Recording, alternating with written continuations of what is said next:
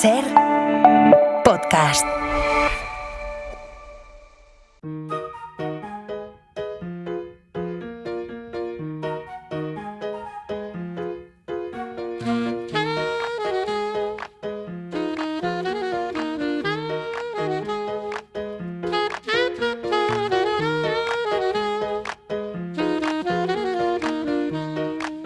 No sé si saben que el año pasado en España hubo casi 23.000 infracciones relacionadas con el tráfico de drogas y que en 2024 solo en nuestro país se incautaron 123 toneladas de cocaína. Es una auténtica barbaridad.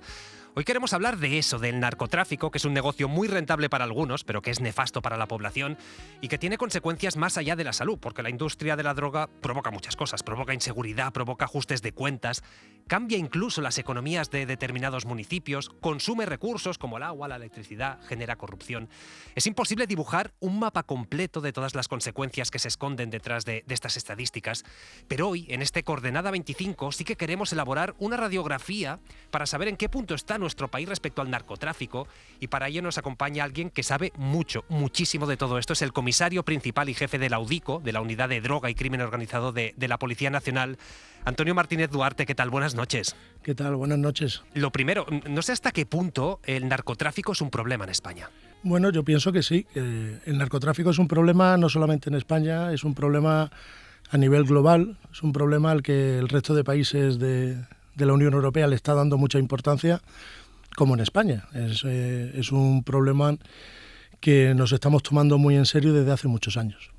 En el caso concreto de nuestro país, ¿somos productores? ¿Somos país de paso? Bueno, durante mucho tiempo fuimos solo un país de llegada y de paso, y en los últimos años nos hemos convertido también en un país productor de marihuana. Se ha popularizado las plantaciones indoor y de exterior, y en eso, pues bueno, también desgraciadamente hemos tenido un incremento en los últimos años. Ahora me habla de la marihuana. Déjeme saludar a la compañera de Radio Barcelona, Andrea Villoria. ¿Qué tal? Buenas noches. Hola, ¿qué tal? Buenas noches. No sé, Andrea, si podemos cuantificar cuánto ha crecido la producción de marihuana en esta comunidad en los últimos años. Aquí en Cataluña hemos pasado en menos de 10 años de ser un lugar de paso a ser un centro europeo de producción de marihuana. Hace tiempo ya, hace años que los Mossos admiten y lamentan que España en general, pero Cataluña muy en particular, se ha convertido en la huerta de marihuana de toda Europa por sus circunstancias, la penalidad baja, el buen clima, que hay una ruta rápida hacia Europa a través de Francia. Cada año los Mossos intervienen más de 500.000 plantas de marihuana. Triplica todas las plantaciones, por ejemplo, que hay en Italia. Wow. Esto, Andrea, claro, tiene un impacto en múltiples ámbitos. Algo que temen los cuerpos de seguridad es que ocurra, como en algunos países de América Latina, se produzca lo que se llama narcotización de la economía en determinadas zonas. Esto quiere decir que hay mucha gente de múltiples sectores, además, que vive de la droga, a veces incluso sin llegar a tocarla. Sí, estos brotes de narcosociedad es algo de lo que los Mossos ya llevan algún tiempo advirtiendo, que ha ido poco a poco a más. Se hizo famosa, se ha convertido ya casi en una especie de mantra o lema, una frase que acuñó el que es el comisario jefe de la Comisaría General de Investigación Criminal de los Mossos, Ramón Chacón. Somos los número uno exportando marihuana. Evidentemente no es un orgullo. Pero eso no es solo el primer problema. El problema es que exportamos marihuana e importamos crimen organizado. Nos viene el crimen organizado de Albania, nos viene el crimen organizado de Suecia, que es especialmente violento, nos viene el crimen organizado alemán, el francés, Reino Unido, Bélgica, Croacia. La lista no la acabaría. Y esto es el efecto de la marihuana. Y de ahí nace el problema del crimen Claro. organizado. ¿Por qué? Porque en su naturaleza está expandir sus tentáculos para ir introduciéndolos en todos los sectores de la sociedad. Y acabar, como tú decías, ¿no?, en una narcosociedad. El primer paso es corromper sectores de la economía básica, ¿vale? Y esto ya está pasando porque cada año en Cataluña, llevamos unos 4 años más o menos estable, los Mossos detienen a más de 2.000 personas vinculadas al narcotráfico de marihuana, y más de la mitad, el 52%, Sí. no tienen antecedentes. Son personas cuyo su primer delito está vinculado a la marihuana. ¿Y qué perfil son? Pues, por ejemplo, APIs, que se dedican Es a decir, buscar pisos.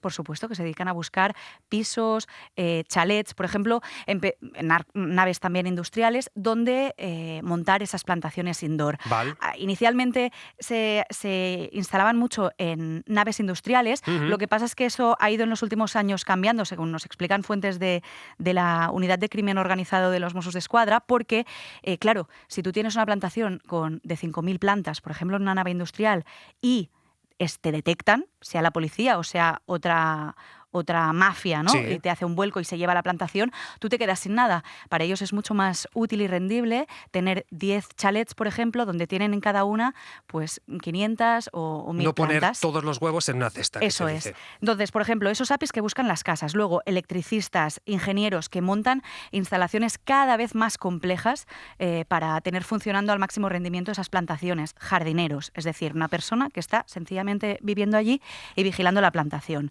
El segundo nivel, digamos, de penetración del crimen organizado es ya sectores de la administración, en concreto la policía. Y aquí también hemos tenido casos, por ejemplo, en Santa Coloma de Farners, de hecho, un grupo de Mossos d'Esquadra que fueron condenados por liderar, en realidad, una organización criminal. ¿Qué es lo que hacían? Pues advertir y iniciar investigaciones que afectaran a su competencia. Y luego, con esa droga decomisada, luego quedársela y venderla a través del mercado negro. Esto, comisario, ¿cuánto le preocupa? Es decir, que los narcos vayan consiguiendo ganar espacios en la economía más mundana, por así decirlo. Bueno, evidentemente es una de las preocupaciones y una de las ocupaciones del crimen organizado.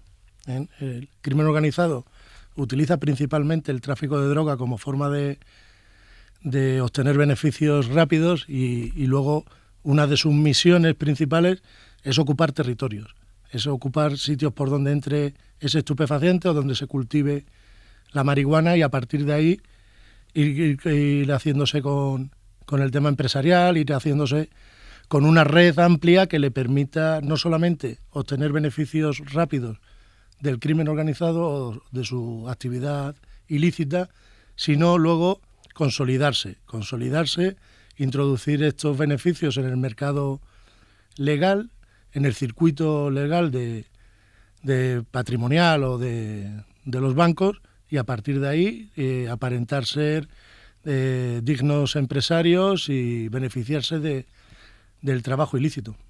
Claro, ahora estamos hablando de marihuana, que me decía usted. Ahora se está fabricando, también Andrea Villoria nos aportaba los datos, se está fabricando, se está cultivando aquí en España, pero la que no se fabrica en España, ¿por qué vías entra, comisario? En los últimos años el tema de la marihuana se ha extendido por toda la geografía española. El resto de la droga que nos llega, si hablamos de cannabis, estamos hablando principalmente de la importación desde Marruecos, pues nos lleva por lanchas, o nos llega en pesqueros, o nos llega a través de los puertos, por transporte terrestre, por camiones principalmente. Y luego pues ya habría que hablar de la cocaína que nos llega desde Sudamérica, que ya nos está llegando por múltiples vías. Y no sé si existen estimaciones, entiendo que no se puede saber a ciencia exacta, pero alguna estimación de cuánta de la droga que entra a España no se consigue detectar y cuánta sí. No. Eso no. Siempre hemos jugado con unas cifras que se manejan desde hace muchísimos años, que se interviene el 10%. Realmente ¿El 10%? Realmente esto no es así. O el único parámetro cierto que nos hacía ver si estaba entrando mucha droga o no era el tema del precio. Y a día de hoy tampoco podemos hacerlo porque se han abaratado los precios de la droga, lo que nos haría pensar que estaba entrando mucha. Efectivamente está entrando mucha, pero realmente juegan otros muchos factores en esto del precio. Creo que incluso la geopolítica, ¿verdad? Ellos funcionan con la oferta, la demanda, con inversión, desarrollo, tienen estructuras para el blanqueo, estructuras para el transporte, la logística, hay empresas de servicios, es decir, hay que mirarlo con una perspectiva muy global y están funcionando a día de hoy como auténticas empresas. Pues seguramente uno de los territorios que conoce bien lo que ahora está narrando el comisario es el campo de Gibraltar, en Cádiz, donde la narcotización de parte de la economía es algo estructural en municipios como la Línea de la Concepción. Por ejemplo, existen los conocidos como aguadores o puntos, que son jóvenes que se dedican a recorrer la costa en vespino, en patinete, para alertar a los narcos de la presencia de la policía. Vamos a ir a Radio Algeciras. Rubén García, buenas noches. ¿Qué tal? Buenas noches, Pablo. Le pedí a Andrea antes cifras respecto a la marihuana en Cataluña. No sé si podemos cuantificar cuánta droga se mueve en toda esta zona. Muchísima, Pablo, porque el campo de Gibraltar, lo saben nuestros oyentes, ha sido tradicionalmente uno de los principales corredores de entrada de droga a España y Europa por su posición estratégica, ¿no? Piensa que el litoral de esta comarca está a tan solo 14 kilómetros de Marruecos, por ahí entra muchísimo hachís, y luego también está entrando, como decía el comisario, mucha cocaína procedente de Sudamérica a través del puerto de Algeciras. Son grandes cargamentos que vienen ocultos en contenedores declarando otra mercancía y bueno, pues son dos grandes entradas de droga en nuestro país. Es cierto que aquí en el año 2018 la actividad delictiva relacionada con el narcotráfico vivió un importante auge, hubo un acontecimiento que fue como se liberaba a plena luz del día a un narcotraficante en el hospital de la Línea de la Concepción que bueno, había participado en una operación, había acabado herido y antes de pasar bueno, pues a la comisaría tuvo que ser atendido en el hospital de la Línea de la Concepción y fue bueno, pues rescatado, secuestrado, ¿no? por sus propios compañeros de bandas de narcotraficantes. Eso fue una antes y un después y fue a partir de ahí, Pablo, cuando el gobierno puso en marcha aquí en el campo de Gibraltar el plan de seguridad especial del campo de Gibraltar, sí, que buscaba reforzar la lucha conjunta de Policía Nacional y Guardia Civil. Desde el año 2018, para que te hagas una idea, hasta principios de este año 2026 se han llevado a cabo más de 37.000 operaciones, más de 30.000 detenidos y se han incautado más de 2.200 toneladas de droga. Esto ha supuesto un revulsivo porque sí que es cierto que aquí la actividad de las bandas que se dedican al narcotráfico ha descendido en esta zona del campo de Gibraltar, entiéndase la Línea, Algeciras, los barrios, San Roque y tal, pero claro, estas bandas han ido buscando su sitio en otras zonas cercanas para seguir introduciendo, por ejemplo, por vía marítima, esas grandes cantidades de hachís que vienen procedentes de Marruecos y se están utilizando ahora otras vías que llegan a la costa gaditana, Chiclana, Chipiona. Evidentemente, en esta zona, ese plan especial de seguridad del campo de Gibraltar fue un revulsivo, pero evidentemente sigue siendo una zona caliente en materia de narcotráfico, insisto, Pablo, por la posición estratégica del campo de Gibraltar, a 14 kilómetros de Marruecos y por todo lo que entra también a través del puerto de Algeciras procedente de Sudamérica. Claro, comisario, nos decía Rubén, ha mejorado mucho la situación, pero desde fuera uno puede pensar, ¿cómo puede ser que haya puntos calientes que todo el mundo localiza, que sabe dónde están y donde sea tan difícil actuar? Es muy difícil de actuar porque en una descarga o en una operación de narcotráfico participan muchísimas personas. Estas organizaciones cuentan con decenas y decenas de chavales jóvenes y no tan jóvenes a los que sitúan en sitios estratégicos pues para controlar el helicóptero, para controlar los barcos, para controlar las carreteras y les tienen distribuidos mientras que ellos hacen su ilícita actividad y luego remuneran muy bien por esta actividad. Precisamente uno de los factores que nos dificulta mucho el trabajo nuestro en esta zona es ese, es que somos personal de fuera, que nos movemos en sitios controlados solo por ellos. Claro. De hecho, también empieza a ser cada vez más frecuente que en sus operaciones antidroga estén incautando armas de guerra. ¿De dónde sale este armamento? Es decir, ¿de dónde llega? Pues sí, es verdad que en los últimos años nos estamos viendo que en todas las intervenciones, rara es la intervención en la que no intervenimos un arma y que no sea un arma de guerra. Sobre todo cuando ha empezado a introducirse cocaína de forma tan masiva por el sur. En principio, las organizaciones locales pues no querían dañarse entre ellas, no querían llevar a cabo actividad violenta contra la policía, pero ahora estamos hablando de que se está moviendo muchísimo dinero con la cocaína, de que están participando grupos de fuera de España. Estamos hablando que en todas las intervenciones que llevamos a cabo, además de gente de la zona, solemos detener a miembros de organizaciones criminales internacionales. Y esto es lo que hace que haya armas de guerra que vienen de Europa. Estamos detectando mucho envío de armas desde Marsella, principalmente, son organizaciones que en principio no quieren usarlas contra la policía ni contra otras organizaciones, pero que las tienen por si acaso. Hemos detectado que hay muchos robos entre organizaciones. Entre ellos. Lo que se llama en el argot vuelcos, y esto hace que ellos se armen, no tanto contra la policía, sino más bien para defenderse de otras organizaciones que les quieran secuestrar o robar la droga. Me decía Javier Bañuelos, que es el responsable de toda la información policial aquí en la cadena SER, me decía, es importante hablar de la mocromafia. Dice, son muy peligrosos. ¿Por qué? ¿Por qué son tan peligrosos? La mocromafia es una de las mafias que operan en el sur, están muy asentados en Costa del Sol.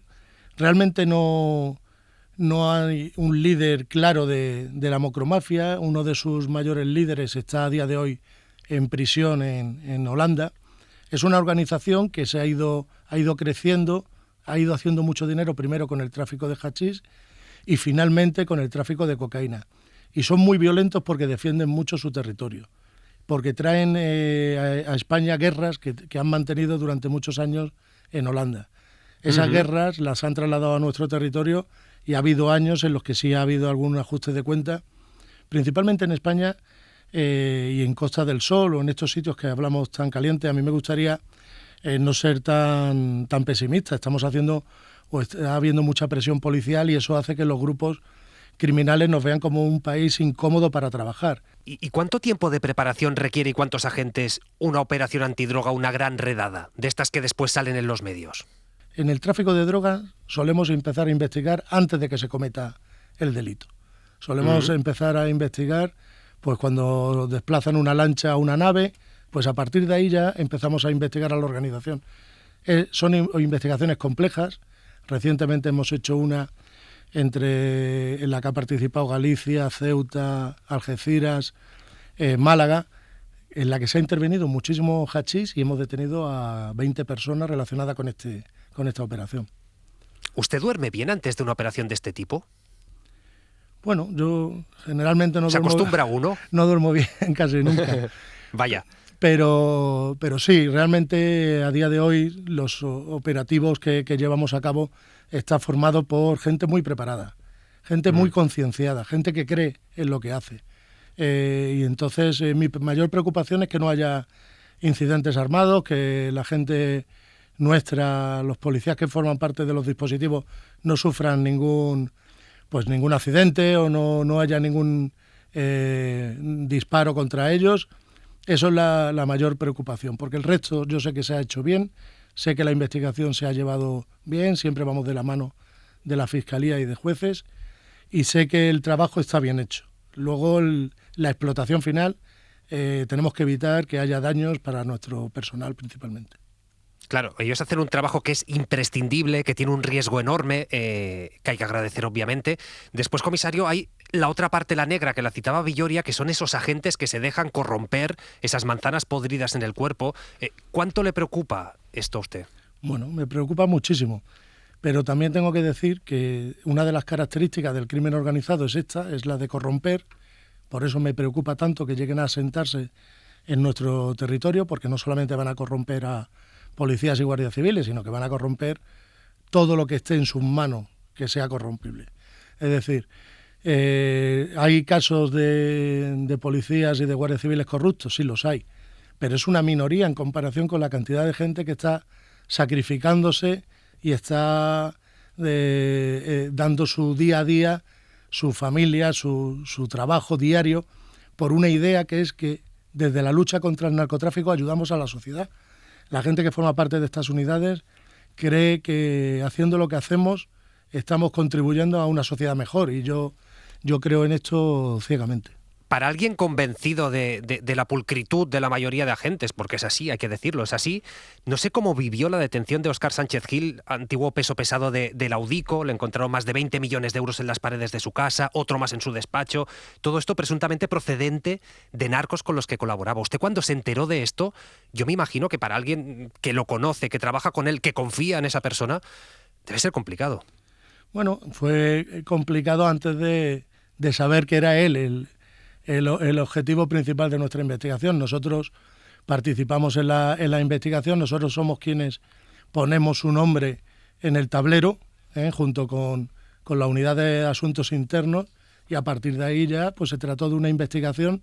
No voy a decir una investigación más porque es mentira. Tuvimos que tener mucha precaución en la investigación. Fue una investigación muy quirúrgica y el resultado fue impresionante. Fue muy bueno para nosotros poder dar con un tipo de estas características y poder detenerle, porque al final hemos quitado un elemento muy peligroso de la Policía Nacional. Nosotros somos los primeros que ponemos que sabemos que el que esté traficando, el que esté ayudando a los traficantes va a caer. Lo que es evidente es que la lucha contra el narcotráfico no es nada fácil, por esto que estamos comentando, pero es que además esta industria ilegal también se reinventa, también busca formas de esquivar los controles policiales, y de eso saben en otra de las comunidades históricamente muy golpeadas por la droga, Radio Galicia. Ricardo Rodríguez, buenas noites. ¿Qué tal? Buenas noches, Pablo. De hecho, un fenómeno relativamente reciente en vuestra comunidad, un fenómeno de hace pocos años, son los submarinos que transportan droga, los conocidos como narcosubmarinos. Esto exactamente, Richie, ¿de dónde vienen? ¿Cómo funcionan? Y no sé hasta qué punto se han convertido en problema. Pues llegan en su mayoría, Pablo, de América Latina y hasta el momento han sido interceptados 5 narcosubmarinos, la mayoría ya sin tripulación y sin el cargamento de droga a bordo. Cabe pensar, Pablo, cuántos habrán llegado sin que tengamos idea, porque lo complicado es localizarlos, de ahí que sean utilizados con frecuencia por los clanes de narcotráfico para introducir droga en Europa a través de Galicia. Son en su mayoría narcosubmarinos de fibra de vidrio de unos 15 o 20 metros de eslora, diseñados para navegar casi a ras de agua y evitar ser localizados por los radares. Se consideran, de hecho, embarcaciones de usar y tirar, porque una vez descargada la droga en lanchas rápidas cerca de la costa, lo que hacen los tripulantes es hundirlas para eliminar las pruebas. Los que hemos visto en Galicia son aquellos que no han conseguido hundir. De hecho, de los 5 de los que tenemos conocimiento, noviembre de 2019 en Cangas, Pablo, fue el primer narcosubmarino interceptado en toda Europa. Transportaba 3.000 kilos de cocaína y su tripulación fue detenida tras hundir la nave en la playa de Io. Años más tarde, en marzo de 2023, en Vilagarcía de Arousa, se localizó un semisumergible vacío a una milla de la costa y en enero del año pasado, en a Costa da Morte, un tercer narcosubmarino fue hallado cerca de Muxía. En este caso se rompió en 2 durante las labores de recuperación. En septiembre de ese mismo año, en Apobra, interceptaron un cargamento de más de 3,5 toneladas de cocaína. Y en este caso, Pablo, los tripulantes fingieron ser peregrinos del Camino de Santiago para que no fuesen localizados por la policía, pero un taxista acabó delatándolos y finalmente fueron detenidos. Y en enero de este mismo año se capturó un semisumergible con 9.000 kilos de cocaína en aguas del Atlántico rumbo a Galicia, porque Galicia sigue siendo puerta de entrada prioritaria de la droga en Europa y los narcos van un paso por delante al utilizar métodos como estos narcosubmarinos. Nos lo cuenta aquí en la SER Fernando Alonso, es el gerente de la Fundación Galega contra o Narcotráfico. Temos que congratularnos por estas operacións, pero seguimos coa evidencia de que Galicia está estamos sufrindo un auténtico asedio, non? Especialmente de cocaína que chega aquí, como decíamos, para abastecer a media Europa, pero que o que estamos a facer, estando ben, non é suficiente para poder solucionar o Porque tema. Porque esa es la advertencia. Los medios son insuficientes para hacer frente a este asedio que sufre Galicia, asedio de los narcos que ven en las Rías Gallegas un lugar ideal, Pablo, para introducir la droga en Europa. Claro, es que de hecho, Richie, esto no viene de nuevo, es decir, Galicia es una comunidad históricamente golpeada ya por este narcotráfico que ahora estamos comentando, pero sí que podemos decir que igual su presencia ha ido mutando en los últimos años. Hemos pasado pues de aquella ostentación, ¿no?, de los 80, donde incluso los narcos pagaban fiestas en pueblos, donde había ostentación, todo ha mutado, ahora es más discreto, pero no ha desaparecido ni mucho menos la actividad. Para nada, de los Sito Miñanco, los Marcial Dorado, los Neuviña o los Charlines, hemos pasado, podemos denominarlo, Pablo, al narco 2.0. Hay clanes que continúan, los hijos e incluso los nietos siguen apareciendo en algunas operaciones contra narcotráfico, sus nombres siguen apareciendo, pero el negocio se ha diversificado. Hay verdaderos entramados con la irrupción de clanes balcánicos que rivalizan con los latinoamericanos. Los clanes albaneses destacan, de hecho, por su violencia y por el uso de técnicas militares. Suelen elegir, en su caso, grandes buques portacontenedores para transportar la droga. Y si en algo coinciden estos clanes, tanto los balcánicos como los latinoamericanos, es en utilizar a los clanes gallegos, a esos clanes de antaño que han ido mutando, como decías, para la logística en las Rías Baixas. El narco gallego se ha especializado en el transporte de cargamentos y se puede decir que estamos en un nuevo tiempo del narcotráfico, con los clanes del este que han pasado a liderar la ruta atlántica de la cocaína que se introduce por Galicia, y el narco gallego pues ha quedado como los narcos que utilizan estos clanes para la logística, para poder introducir toda esta droga a través de nuestras rías, de las rías gallegas, sí, y que acabe distribuyéndose por toda Europa. No sé hasta qué punto existe un I+D de los narcos para cada vez perfeccionar más su técnica y por lo tanto para que sea más difícil detectarles. Bueno, existe clarísimamente.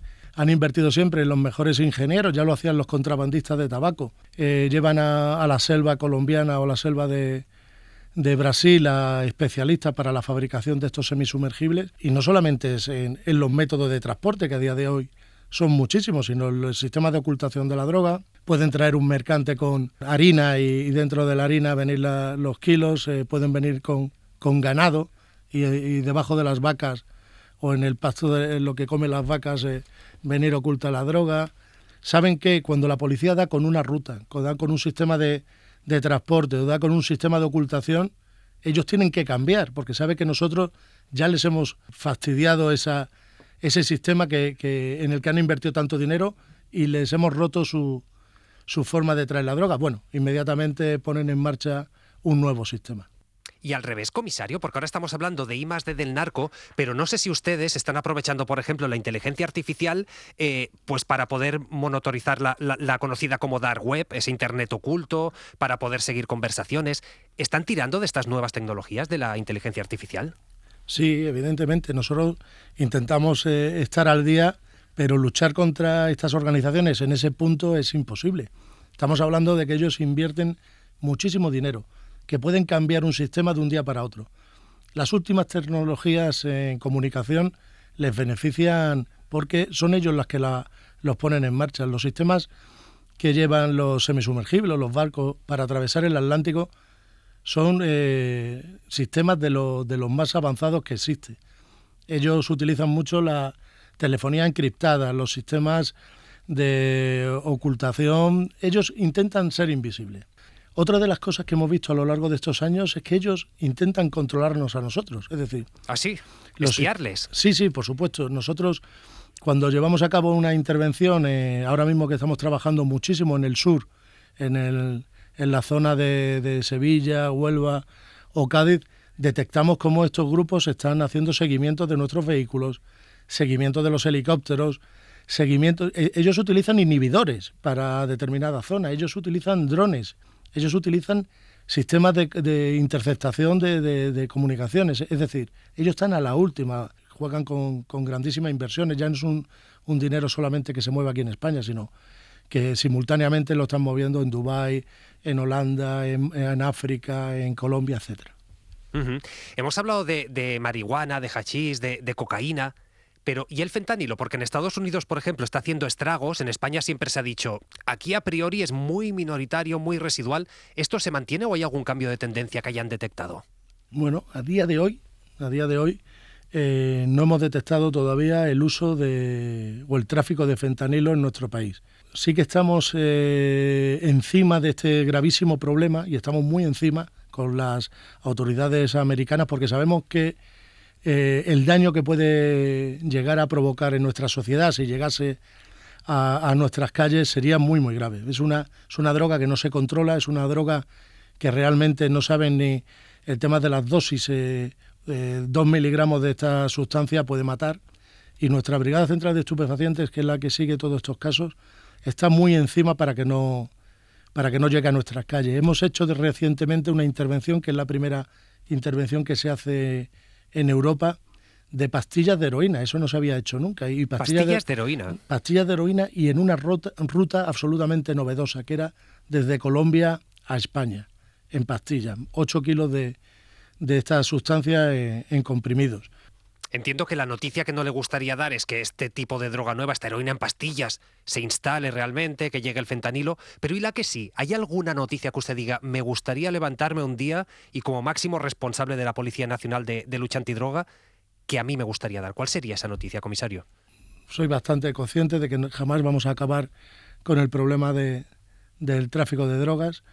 Una noticia muy buena para mí ya no es tanto la intervención de la droga, para mí una noticia buena es la desarticulación de una organización, la detención de esas personas que se piensan que están por encima del bien y del mal. Esa es la noticia que a mí me gusta dar. En Colombia se maneja mucho el término de traficante invisible. Personas que están muy metidas en la política, en los ayuntamientos, en la empresa, que son grandes benefactores en su entorno, que piensan que nadie sabe que está traficando con drogas y efectivamente todos sus beneficios a lo largo de los años está obtenido del tráfico de drogas. A estas personas se les llaman invisibles en Colombia y en España lo intentan, pero aquí nadie es invisible. Pues Antonio Martínez Duarte, comisario principal y jefe de la UDICO de la Policía Nacional, ojalá lleguen pronto todas estas buenas noticias que demuestren eso, que no se baja la guardia. Gracias por estar esta noche en Hora 25. Muchas gracias. Gracias a ti. Y Rubén García, Andrea Villori, a Ricardo Rodríguez. Gracias también a vosotros. Un abrazo. A vosotros, un abrazo. Buenas noches, Pablo. Para no perderte ningún episodio, síguenos en la aplicación o la web de la SER, Podium Podcast o tu plataforma de audio favorita.